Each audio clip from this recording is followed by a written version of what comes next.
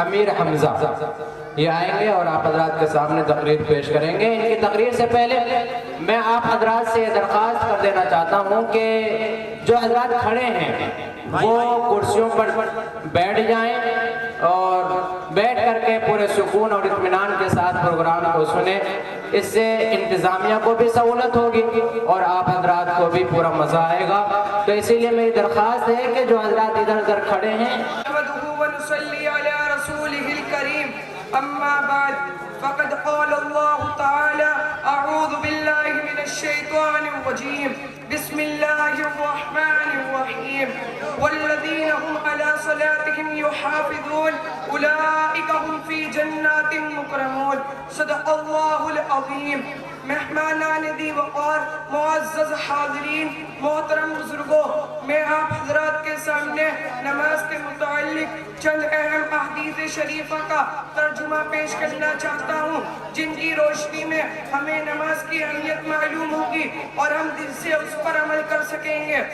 حضرت صلی اللہ علیہ وسلم نے ارشاد فرمایا کہ اللہ تعالیٰ نے میری امت پر سب چیزوں سے پہلے نماز فرض کی ہے اور قیامت میں سب سے پہلے نماز ہی کا حساب ہوگا۔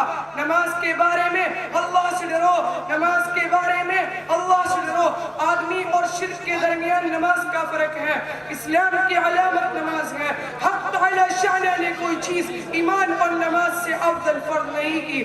نماز دین کا ستون ہے، نماز شیطان کا مقابلہ کرتی ہے، نماز مومن کا نور ہے، نماز افضل جہاد ہے۔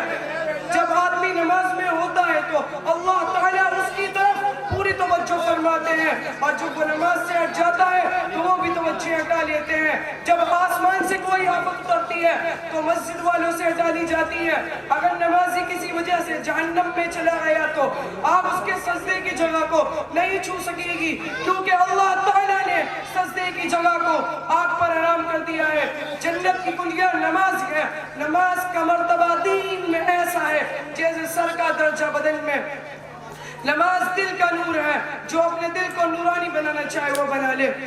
اللہ تعالیٰ سے دعا ہے کہ وہ ہم سب کو نماز کا خوب اہتمام کرنے کی توفیق عطا فرمائے۔ آمین۔ اب ان کے بعد